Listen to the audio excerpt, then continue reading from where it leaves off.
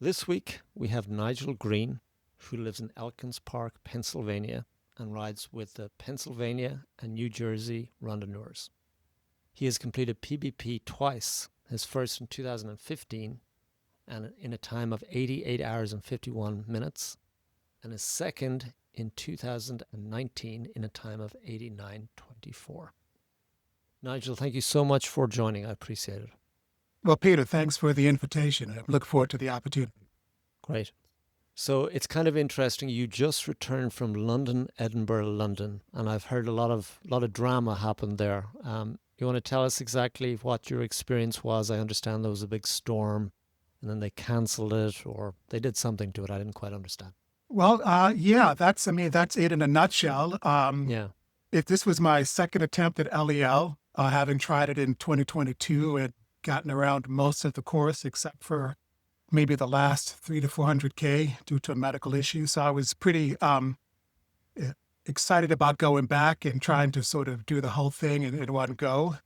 Long story short, within a couple of days leading up to it, there were forecasts for a major storm and wind event that was going to take place in London. Basically, once you got up into the northern part of England, into lower Scotland and the Pennines or the Pennines. And, that was something that was everyone's mind at the start. It was due to come in through Monday and Tuesday, basically a day after it began. So, me, along with 2,000 plus other randonneurs from around the world, started off on Sunday, heading north. And on Monday morning, by the time we got close to Richmond, a large part of the group got to Richmond. I think about 1,000 people were there. They put the ride on hold because the storm was just raging. There were reports of wind gusts in 50 to 60 miles per hour, and it was just Wow. it was just too dangerous for that many people to be on the road. And I fully understand and support the decision to postpone it. And then about 7:30 that night, they canceled the event, which left a lot of people with time to come up with a plan B.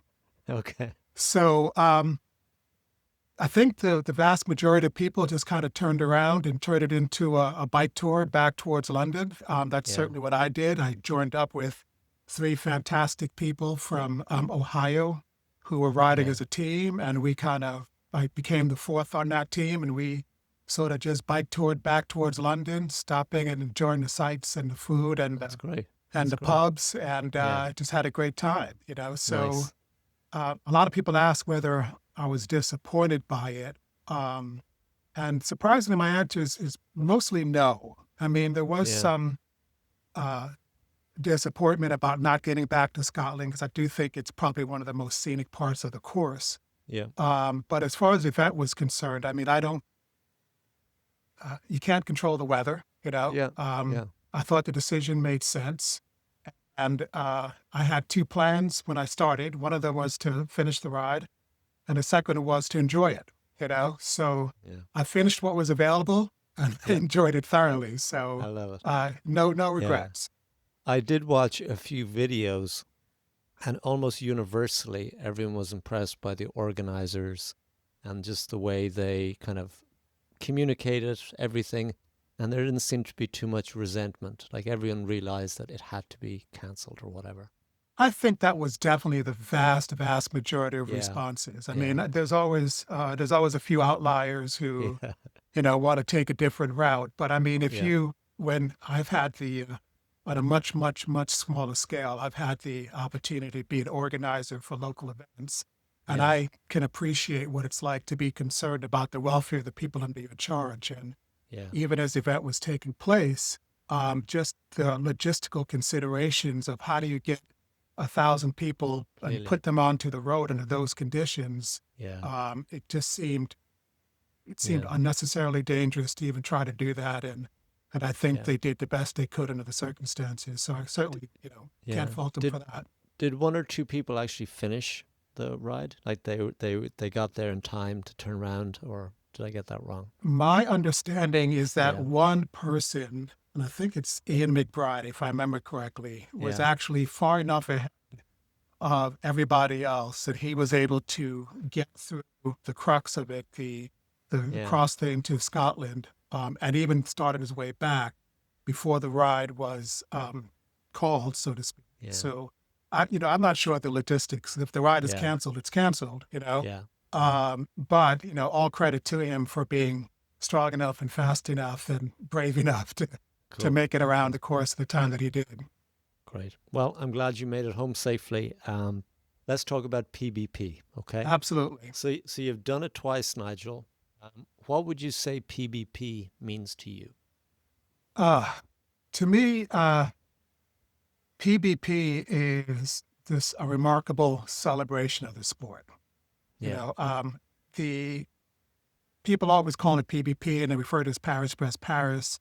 And I recall from my first ride, a very good friend of mine, an experienced randonneur at the time, had, tried to confidently say it's just a bike ride, but I responded to him and after the fact, it's not just a bike ride. It's an event. It's a celebration. You can't, I mean, if I were to go to Paris today and ride my bike from Paris to Brest and back, it would not be PBP because it's about the people. It's about the experience. It's about the gathering of randonneurs from around the world. It's a mecca. It's a pilgrimage. It's a celebration. It's fantastic. It's one of the few events where I heard so much about it in advance and it exceeded my expectations on the first time Yeah. through. I completely agree with you, Nigel. Cool. Yeah. Describe that first feeling when you got to that first finish line in 2015. Wow. In a word, I would say transcendent. It Yeah. was, for me, it was this transformational experience to cross that finish line because somehow it put the exclamation point on the experience of being a randonneur, that I'd gone through this very difficult, world famous historical event and was able to get through. I remember that it was raining at the finish line. There was lots of discomfort from, saddle sores and numb fingers, but just the feeling of relief, accomplishment, joy, excitement, all of that. It was just really a transcendent experience. That's cool. Let's take a step back and maybe talk about your first time on a bike, how you started riding, how it makes you feel, that kind of thing. First time on a bike. Yeah. That's probably a hard one because I'm going Okay. back to like riding big wheels as a little kid when I was growing up in Brooklyn to, Yeah. the first time I remember taking training wheels off to prove to my parents that I could ride a big kid's bike. Yeah. But I think that the thread line that runs through all of that experience is the sense that for me, a bike has always been an avenue of exploration. I know people talk about racing, they talk about commuting, and they talk about other things, but for me, it was just this way to move horizons back and see new places and experience new things, and the speed at which one rides a bicycle seems to be just perfect with the opportunity to observe and experience. And cars are too Yeah. fast, and walking is good, but it takes a long time. There's that sweet Yeah. spot in between that I think cycling fits right into. Yeah. So did you were you riding bikes like in Brooklyn or you'd already moved away by No, then? no, Uh, I grew up in Brooklyn. I started riding okay. bikes there. I was fortunate Yeah. enough to have an uncle who was also an avid cyclist. So he kind of sort of took me out of the local things and did my first century when I was about 15 or 16 or so. Wow. That's Um, unusual, huh? it Yeah. is unusual, but it was Very. just fun. It was, again, Yeah. it was just an opportunity to get out there and have this grand adventure. And I think it dropped off a little bit after college, but then shortly after that, I picked it back up again and used it for commuting. And then all of a sudden, the horizon started back and again. So Yeah. started going longer and longer. Yeah, I'm fascinated by Brooklyn because you obviously grew up in a pretty urban environment, right? Hmm. So what would have been your go-to ride? Was it like as a Prospect Park or one of those Exactly. places? Yeah. Okay. Prospect Park was definitely, it was maybe a mile or so from where I live. So that was a Yeah. regular place to go. But at that point, it wasn't necessarily about a go-to ride or training. It was about transportation. It was about, you Yeah. know, riding into Manhattan. It was Yeah. going out to the going out to the coast in Brooklyn and just sort of again just pushing back those horizons, seeing Yeah. places I hadn't seen before. That is pretty remarkable. Your first century when you were 15. Wow. Because Yeah, many I think it people was come. 15, 16, right around there. Yeah. That's crazy. That's amazing. So then when did you get into the randonneuring thing?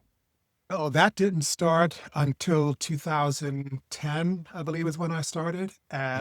And that was sort of a happy accident because, to make a long story short, I was interested in doing some bike touring and Yeah. looking for events and looking for longer rides. And if on the internet looking for longer rides, eventually you're going to find Yeah. randonneuring. So, I signed up for the first. I know a lot of people who've been introduced to it by other randonneurs, but I sort of walked into it cold, Yeah. not knowing what to expect, and was in for a surprise awakening. I put it that way. And were you still living in New York at that time or Oh you'd no, I moved was I away? was living here in Pennsylvania. I'd already moved Yeah. away and Yeah. And I started suspect, college and a full yeah. job and all that. Yeah. It's more rural there. You can get out much easier from an urban setting. Is that correct? My first ride was actually in New Jersey, so Okay. with the New Jersey Randonneurs, and yes, that is a very. I mean, it can be quote unquote rural. I'm more suburban and small towns than Yeah. complete farm country.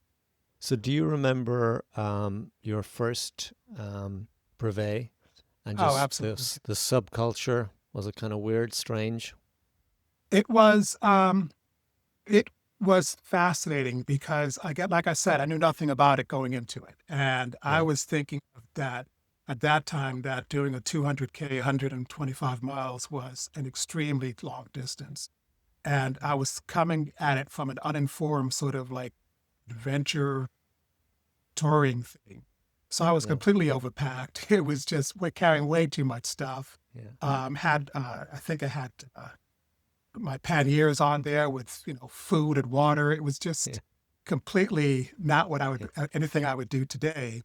And it was a rainy day, and I actually ended up getting there just after the start began, so I didn't really meet too many people along the route.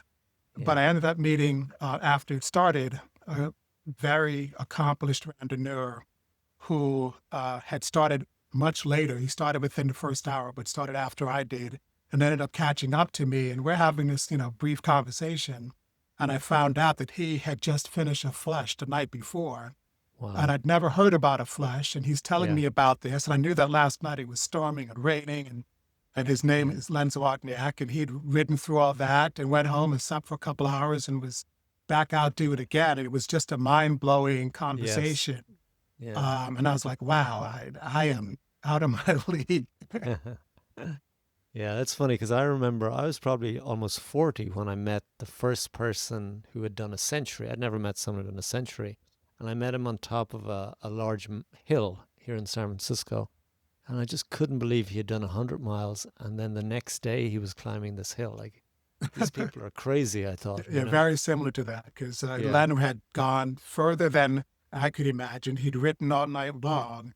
And here he Yeah. was, bright and cheery, motoring along, and what I thought was going to be a long day, and for him was Yeah. just another ride. And then did it take a while to get hooked on the Nope. activity or oh really? Okay. No, You that was it. that's funny. It was, I mean, the whole day was an amazing experience. And ended up meeting more people and doing the typical leapfrogging thing. And I think I was hooked from the very first ride. Wow. And all of the things that I did wrong to me were opportunities to improve, and Yeah. so I Yeah. started then with this idea that I could do better at this and stuck with it. Perfect. So then do you remember the first time you heard the three letters PBP, Paris, Brest, Paris? I think it was that ride because Okay. it was All right. 2010. Yeah. And so 2011 would have been the PBP year. Yeah. And as typical during the year before, there tends to be a bump in the membership in Randonneurs in Yeah. the United States. And I don't 100% recall whether Len was going to do PBP in 2011, but Yeah. I think he had done it before. That's one of the things he told me about. And there's a seems to be a common theme that when you start randonneuring in the year before PBP, everybody's kind of talking about it. And they Yeah. all tell you, well, if you can do a 200, you can do a 300. If you can do a 300, you can do a Yeah. 400. If you can do a 400, you can do Yeah. that one day, then you just do a 200 next, you got a 6. Yeah. You qualified for PBP. So Exactly. they kind of this little, A slippery slope, I'm little afraid. slippery Yeah. slope that comes Yeah. in where they talk about Yeah. that. And actually remember considering Wow. whether to ride in 2011, but I didn't think I was ready for that then. That's pretty amazing though. So you were already thinking pretty early. So Yeah, then in the run up to I thought about yeah, it, but I didn't think that yeah, I was ready to quite do that. yeah. So then in the run up to 2009 and 15, when did you like really say I'm going to do 2015? I I don't know that I can point to a specific date, but I think that I knew that that was something I wanted to do. Yeah. Probably since Yeah. I started. So with 2011 and sort of witnessing secondhand people going and coming back and hearing the stories, somewhere in all that, not only was the seed planted, but the idea was growing that in Yeah. 2015, I wanted to be there for that. So Oh, that's so cool. That's amazing. And where does LEL fall into this? I know you said you've done it twice or you've attempted it twice. So what that year was? Yeah. the What year first year, was that? okay, the first year, well, I've done it, attempted it twice. Yeah. The first time was 2022, Okay. All right. and So then this year. so PBP was definitely 2015 was going to be your first long 1200. Is that right? Yeah. Not real. I did a domestic 1200 before Okay. PBP to prepare for that. I wanted to, part Oh, of cool. my thinking was I wanted to check as many of the individual boxes that would make up Yeah. PBP before going there. So Makes that sense. Yeah. meant doing a full series. It meant, I wanted to get a 1200 done before I went there so I could at least have had that experience so that when I went to PBP, the new thing would be PBP, not that plus the distance plus, all the other things Agreed. that you can do somewhere else. No, that's definitely the smart way to do it. Not many people do that. But which 1200 did you do? Which domestic one? I did a 1200 in North Carolina, the Taste of Carolina, Okay. and I believe that was in. I'm drawing a blank on the date. It may have been 2014. It may have been Yeah. 2012. Yeah. That was my first 1200K experience, and that was also another memorable one. Yeah. And that must have been amazing. Was it like once you completed that, I'm sure you had more confidence going into 2015 PBP? Not I had more, but not as much as you might think, because that was a really Okay. challenging ride for me. I Yeah. mean, one of the things that I think it's important to know about my experience is that I've never been, and I don't ever expect to be, one of the people who are finishing these things, with time to spare. Yeah. I've said to many people, and it's 100% true, that if this was easy, I would have stopped a long time ago. Right? To me, every time I start, especially on a really significant event, there's some significant possibility I may not be able to finish it in time, Yeah. and I Yeah. realize that, and for the most part, I am able to, but I don't take finishing for granted. Yeah. And my first 1200 was a real test of will to get that done. I had some very significant saddle sores and other issues that were like, I'll just leave it at that. If you've ever Yeah. been through anything close to that, Yeah. it's But very yeah. difficult.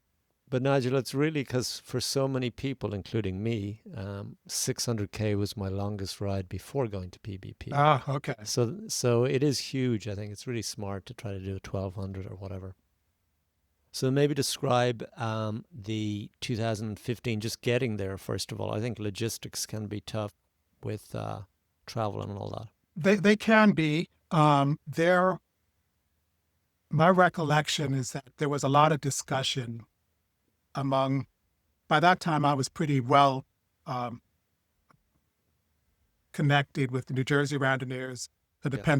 Pennsylvania Randonneurs. I'd made a lot of friends, and because of all the writing I was doing and doing our 12 series and everything else, I was part of that community. So there were people who had done it before, who were very generous with their information. Mm. There were people who were going, who were very generous with their plans about how they were doing things. So a lot of it was crowdsourced information, Yeah. So my, biggest responsibility in order to get it done was really to keep my ears open and filter the advice. Some of the advice, Yeah. a lot of the advice I took about traveling, and some of the advice I intentionally ignored about the event itself. Okay. So Yeah. because a lot of people were telling me wisely, avoid the controls, make other sleep arrangements, just basically how to be smart about PBP. Yeah. And I decided I was not going to do that. That my first experience, I was Yeah. going into the deep end. Yeah. I was sleeping in the controls. I was I eating the love it. food. I was going Yeah. to be in the bulge. I Yeah. wanted to Full have experience. Yeah. the full experience come hell or high water. So, Yeah. Very and I true. did. No, I like that. Um, do you remember how you felt at that start line? How did you feel? Oh, it's going back a ways, but I remember just the whole experience as being just surreal. One of the things was we were in Saint Quentin at the time, and there are literally thousands of people from around the world, and they're all Yeah. over the place. It's practically a festival atmosphere, and I was just amazed by just the Tower of Babel of languages. You're hearing Yeah. languages you recognize, accents you recognize, many you don't, people from all over the world. We're like trading currency, just souvenirs, and everybody is Yeah. in a very sort of very open to meeting new people and having conversations. People I sort of met on the internet, I was meeting in person. So the whole thing was really just like a celebration. And Yeah. at the start line, this for me, it's always a combination of excitement and nerves. It's a big event. It's a huge undertaking. Yeah. Uh, Based on having done a 1200 before and kind of suffered through it, I knew that this was not going to be a gimme. Yeah. So there's just, there's butterflies, there's excitement, there's nervousness, Yeah. there's anticipation, all of Yeah. that, Did just a I? bundle of energy. Yeah. By the way, I read your excellent ride report, so thank you. I think I also saw your videos that you put together for the 2019 one. Did you travel with your family in 2015? Do I remember that or not? I did not travel with them. I Okay. went before they did come afterwards. So Okay. our I get plan you. at that time was that they were going to come in somewhere close to the end of the event, Yes. hopefully see me at the finish line, and then the week Yeah. afterwards we're going to travel around together Yeah. in southern I France. ask because it can bring its own stress. I think traveling with a family to the start line, that can be a lot of work. So Right. obviously you avoided that. So nice. I Okay. avoided that time. Yeah. Okay. Oh, cool. So maybe tell me a little bit about did you bike by yourself? Was that the plan? I did not plan to ride with anyone, and I Okay. definitely started on the way out to Brest on my own. Yes. Um, and but what happened was that when I got to Brest, like I said, I knew people who were going, and when I didn't plan on riding with them, I saw them. And on the trip back from Brest, I ended up connecting with two very good friends who were riding on a tandem, Yeah. and we rode together for a while. And then the trip back is always, to me, of a different flavor than the trip out. The trip out is it's all just energy. It's all just tension, getting there, getting there, getting there. Yeah. On the way back is sort of when, I don't know, the celebration starts to slowly build as you're getting there. And it was, Yeah. don't get me, I was sleep deprived and all this, but once you make that turnaround and you realize that you're heading back, that you've Yes. done the first half, it seems to change the feeling of the event a little bit. So, Yeah. uh, And Nigel, do you struggle with sleep in general? um, do I struggle with sleep in general? You mean like on rides or what you're On talking about? rides, like I personally can never sleep on a ride, but I also can't sleep on planes or cars or anything really. So I yeah. don't think I struggle with it. Back in 2015, I was much better, more capable of going on less sleep. And Okay. I found that as time has gone by, that that's not a sacrifice I'm willing to make anymore. So, Yeah. So getting good sleep has yeah. become a priority. So you mentioned you were sleep deprived for 2015. Like, Oh, tell me absolutely. how many hours did you get? Like, Oh my goodness. Well, as you know, it starts in the evening. So yeah, to me, it's a sleep deprivation is one of the challenges of PBP because it starts in the evening and you've pretty much got to ride all through the first night if you're going to make any kind of legitimate progress. I mean, if you're going to get to Ludiac, you're looking yeah, at an all-night ride plus a good part of the next day. So you're starting off in the hole, so to speak. yeah. Um, my if I remember correctly, and I know that I put it in that ride report, I think I might have gotten, without exaggeration, maybe 5 or 6 hours sleep for the entire thing. I It get was you. it was Okay. ridiculous. Yeah, yeah. And do you remember like when you started struggling for time? Like, was time an issue for you on this first ride?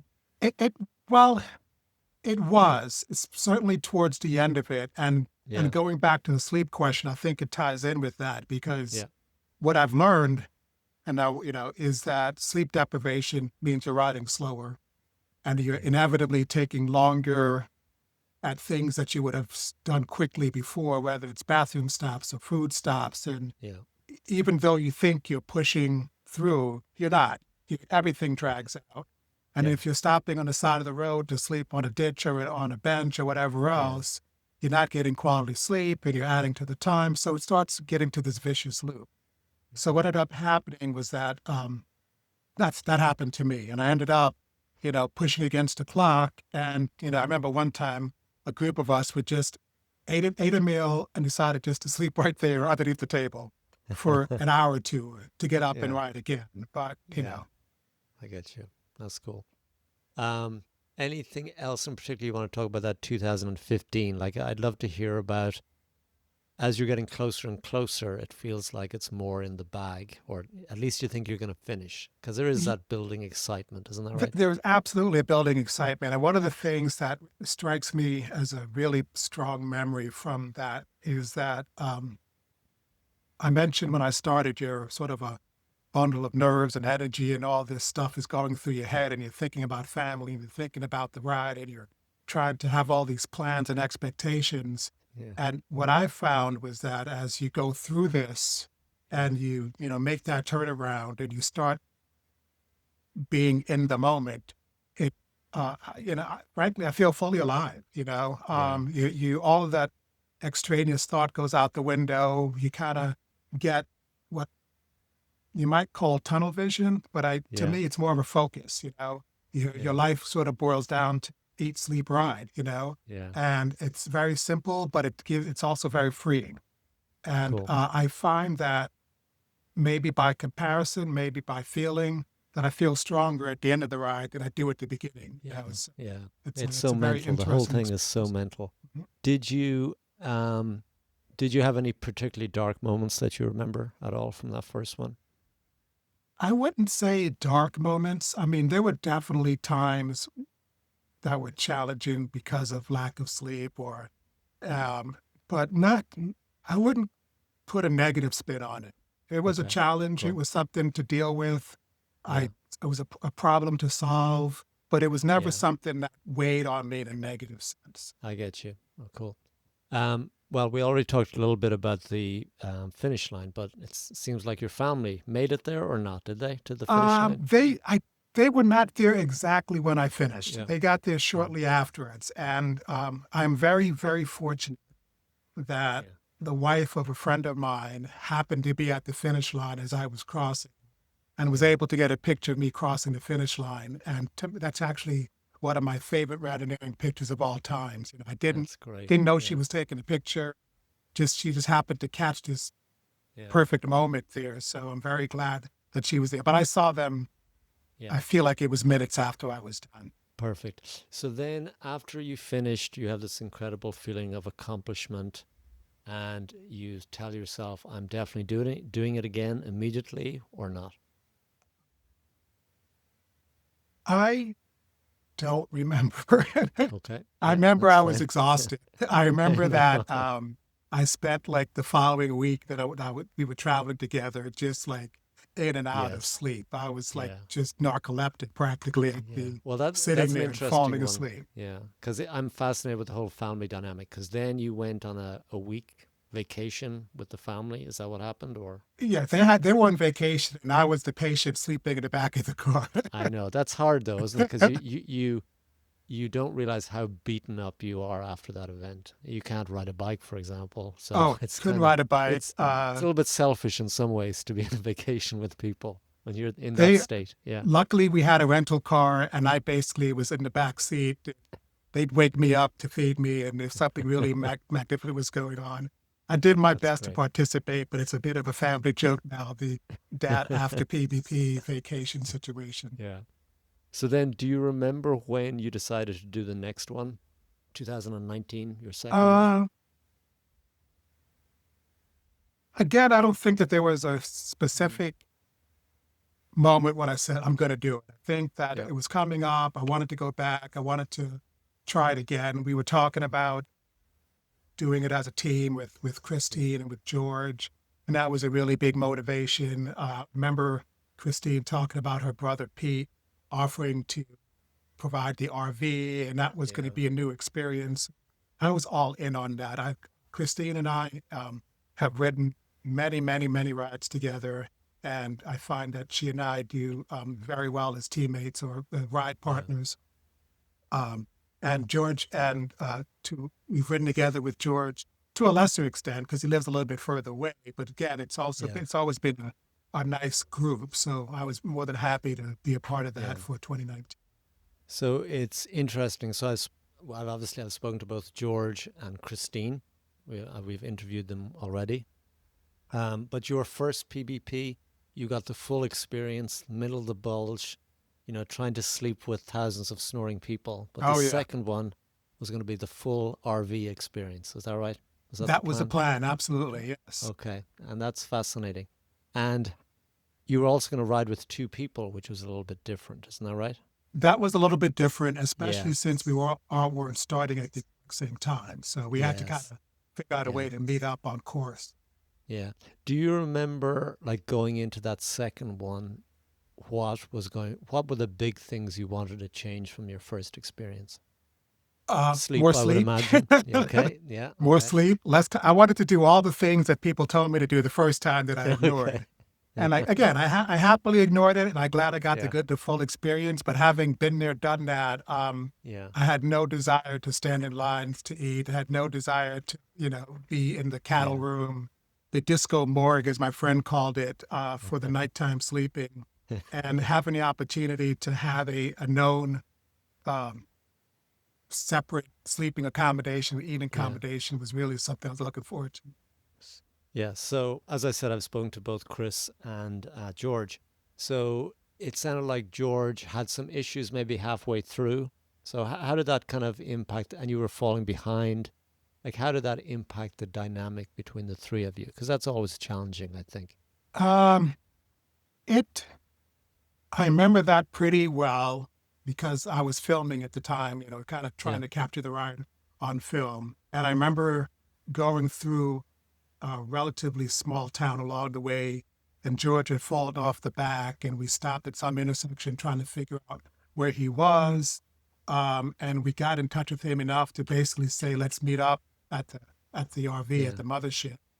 And we got there before he did, Christine and I did. And then George came in a short time later um, and went straight to sleep. And I remember we got up uh, after a couple hours sleep, and I went to check on him to see if he was going to ride with us or Yeah. not, and he was done. Yeah. So the my recollection of it was that I trusted him enough to make a decision for himself, so I wasn't going to try to quote unquote change his mind. Yeah. But by the same token, I wanted to make sure that Yeah. I gave him the opportunity, or we gave him the opportunity to really make Yeah. that call because I knew it was important to him. So, Yeah. when the way he basically made it clear that he was done and he'd thought about it, that, Yeah. he's an adult and we're friends. And Yeah. it was fine. It was his decision. we were going to Yeah. press on. So So Chris mentioned that, you were hitting up against the closure times for the controls. It was becoming stressful time-wise, and you kind of figured out a plan to get you there in less than 90 hours, which turned out to be very successful. Do you it remember, worked, like, it yes. sounded like you had some clear thinking going on, which is difficult, I think. I can never do it personally when I'm that tired, but do you remember that at all? I remember that very Yeah. well. And the thing that I had learned between the two PBPs was that Americans took the rules far more seriously than the French did, right? Okay. So there was a tradition back then, and I believe, and it has changed since then, but there was a tradition back then that if you didn't make the intermediate controls in the United States, you were at risk of being disqualified for the Yeah. entire, right? So the intermediate controls were as important as the finish control. Yeah. I learned that in France, that those intermediate controls were basically more guidelines, I get you. hard Yeah. cutoffs. And I also was under the impression that the problem that we were having was not lack of time with the controls, was lack of sleep because it was slowing us down. Yeah. So my thinking was if we could just get a solid block of sleep, everything would improve. We'd be Yeah. riding faster, we'd have a better time, we'd make up any time difference because the time we were losing due to fatigue was more than the time we would lose if we just sacrificed a chunk of 4 or 5 hours to get Yeah. some adequate sleep and be able to ride like we normally do. I knew Yeah. how Chris and I rode. I knew what our pace was. I mean, we're not super fast, but we're fast enough, Yeah. and we were not riding to our normal level because of sleep deprivation. So basically Yeah. the plan was forget about the controls, let's get some sleep, and then we'll just get back at it tomorrow. And it was That's great. it was a game changer. And what was it challenging to sleep in the mothership? No, Okay. All right. no, not That's for good. me. It wasn't. Okay. The uh, a lot of things were working in my favor. First of all, I was Yeah. tired. Yeah. Second of all, the people that were in it, Pete, his son, Christine, and George, were all people by this time I knew.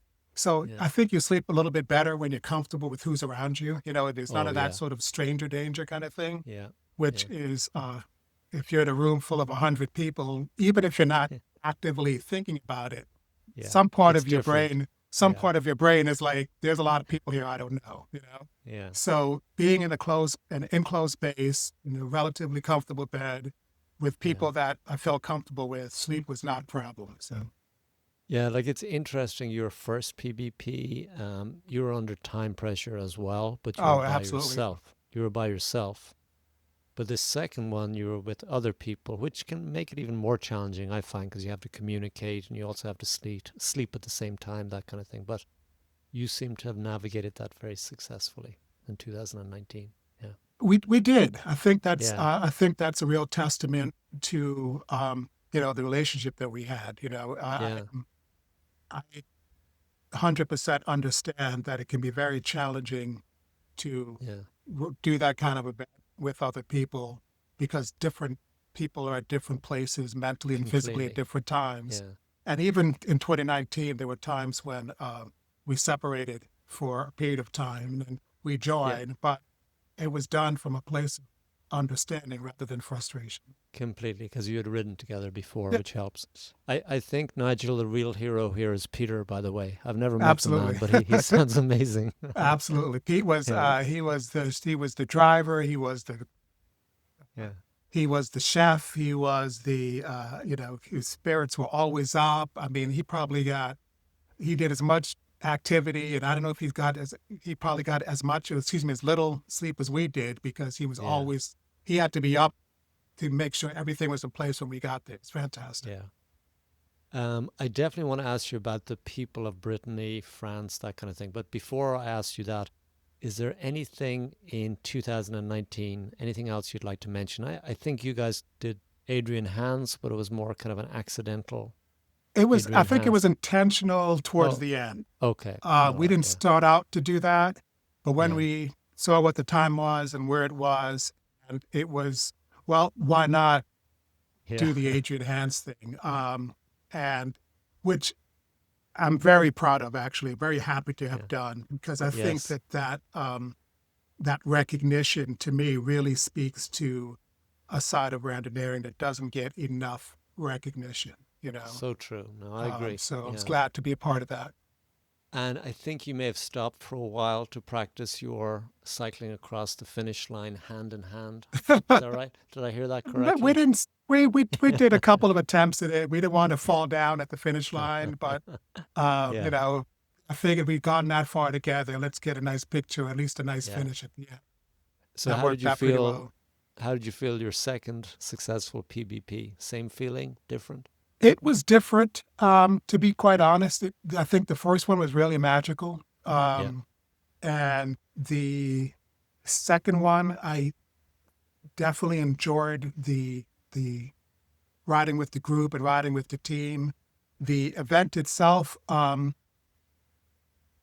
was still really good, but it wasn't didn't have that initial everything new, Yeah. fresh out of the box experience Yeah. to it. So it was a little more.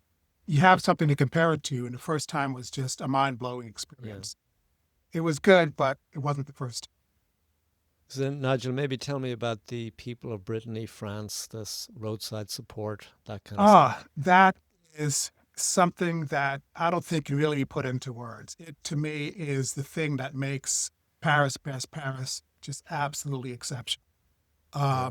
The one of the things, and I wrote about this, so maybe you saw it, and just to sort of quickly summarize it, one of the things that happened between the start of the ride when you're thinking, especially in 2015, when I'm thinking, this is me against the course, Yeah. and I have to have all these plans and strategies to deal with things that might come up, and how am I going to do this, and how am I going to do that? And there's a big focus on getting yourself through the ride. And as the event progressed, the realization came on me that it wasn't me. It was Mm. me being supported by Yeah. literally the people of Britain. They were Yeah. out there day and night in the Yeah. most unimaginable places, at the top of the rock, in the middle of the night, and to the point when I remember getting to the point where I just threw all my plans out the window, because if I Yeah. needed something, somebody was going to be there. Yeah. And lo and behold, they were every single Yeah. time, whether it was to lift your spirits or to give you with some coffee or put a hand on your shoulder at a particular time. And sort of Yeah. words of encouragement. They were literally everywhere, just angels across the field. It was fantastic. Yeah. It's an amazing. Yeah, I agree. Okay, so then 2023, you decided not to go that year. Any reason for Correct. that, or you've just done it? There was a reason for it, and the basically I'd done it twice.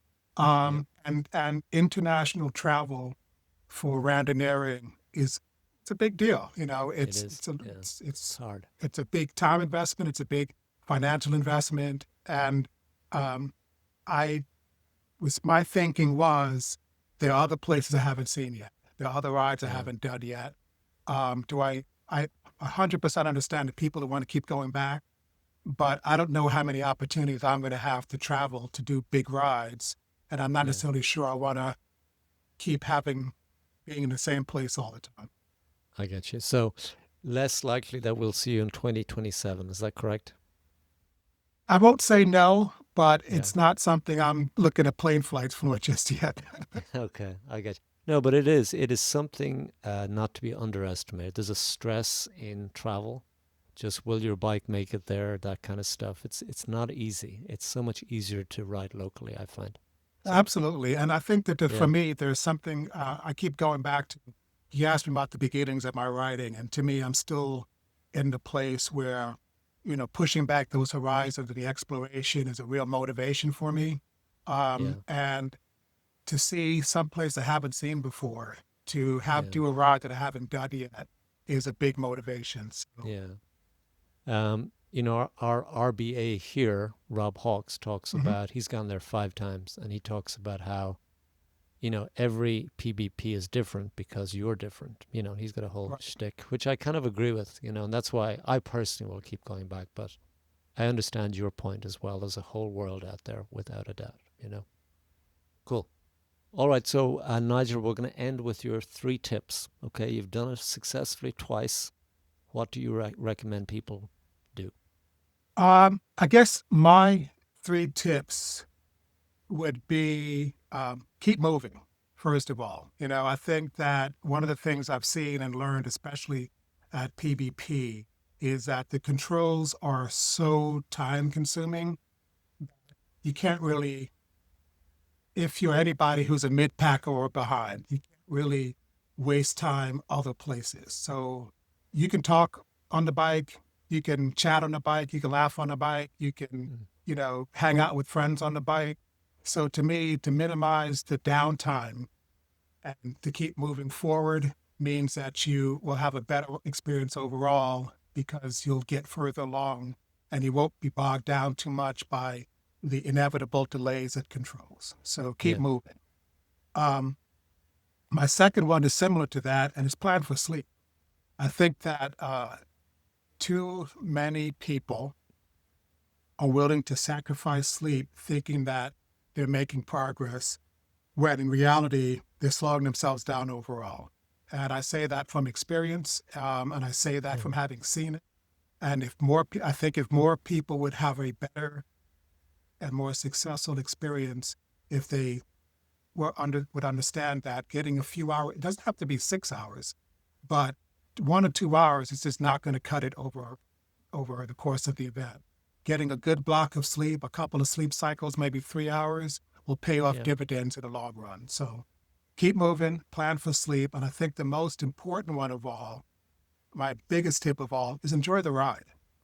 You're there at this remarkable experience with an remarkable group of people there to support you with a collection of people from around the world who share this weird sport we call randonneurs. You're Yeah. in a community of like-minded souls, and if you are so focused on, talk about blinders, if you're so focused on yourself and this event that you miss the event itself, you've missed out on the experience. So enjoy the ride. It's a privilege. It's not a punishment. Look Yeah. around, see the sights, Yeah. eat the food, enjoy the people, and enjoy the ride. Cool. Nigel, it's been a complete pleasure to meet you, okay? And I hope I might see you one day, maybe 2027 PBP or LEL one of these times. I don't know, okay? It's a possibility. I'm not going to rule it out. Okay, cool. All right, take Peter, care. thank you Bye-bye. very much. It's been a pleasure, and thanks for the opportunity to share these memories with you. No problem.